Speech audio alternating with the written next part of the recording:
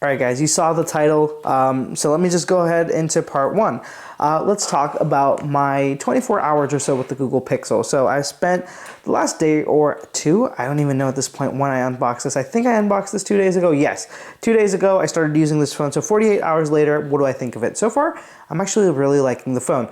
Number one, the most obvious change on this phone is the less curved screen. That screen really is, it's a subtle thing. You wouldn't really notice unless you had both of them side by side, but the more gradual curve actually looks and feels so much better in my opinion. It just definitely goes towards a lot more usability, whereas the old one, I don't know, that curve was a little bit too aggressive in my opinion. Didn't really work too well for me.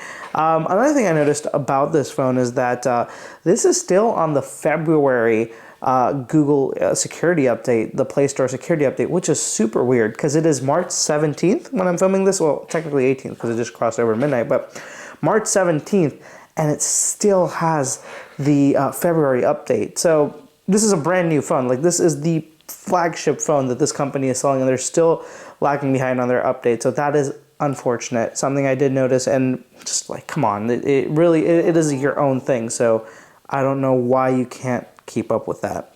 Another thing I've noticed, probably just because I've been setting this phone up, battery life has not been that good. It has been going quick, and I know new phones usually end up doing that. It does take a little bit of time for them to get into a more consistent rhythm with the battery. Right now it has been a little bit on the unpredictable side.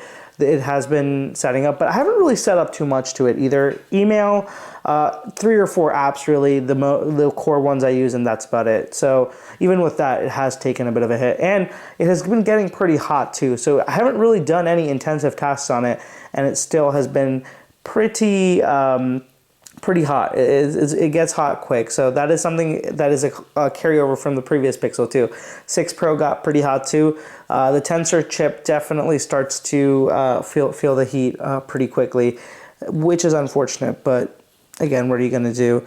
And other than that, really, I think the only other cosmetic thing I've noticed is that the back actually fingerprints way less than the Pixel 6 does, which is way better. I think one of the biggest things is that the Pixel 6 also had the glass right here, which was super annoying on the camera bar. With that being gone now, that means that the camera is, it doesn't have fingerprints on at least this section of the phone. This one really doesn't get too many touches because you're not really holding it or ever really touching that part of the phone.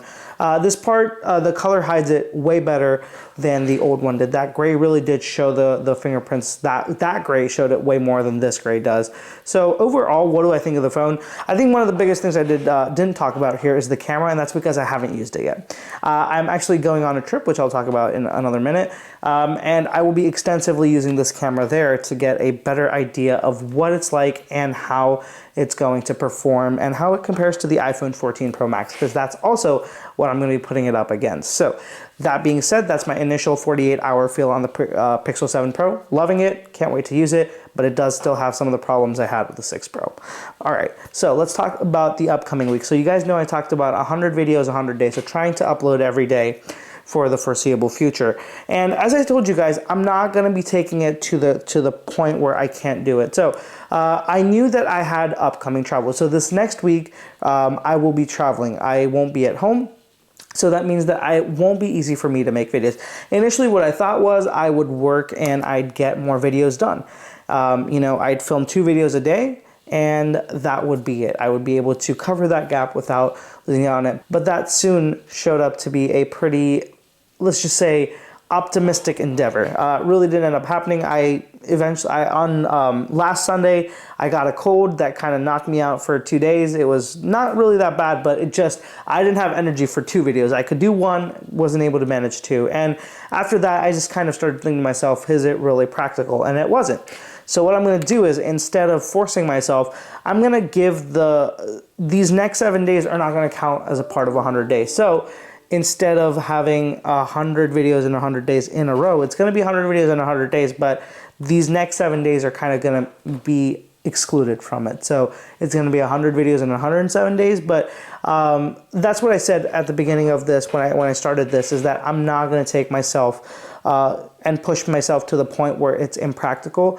I don't want to spend the next 7 days worrying about videos or trying to do things just because I'm able to, just pushing myself to the point where it won't be possible. So I'm going to take a break. So you won't be seeing videos for the next week, but that doesn't mean there won't be more videos after I'm back. So it should be the 26th is when I'm going to be uploading my next video. I'm saying the date specifically, so I'm holding myself to it so I don't give myself a break further than that. I've done it before, but this time I'm really trying to stay true to that.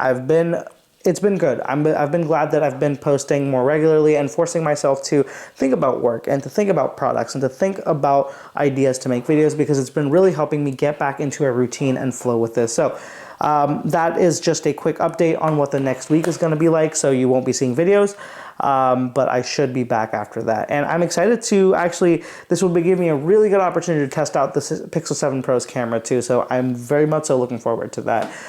Thank you so much for watching, guys. I'll catch you in the next one.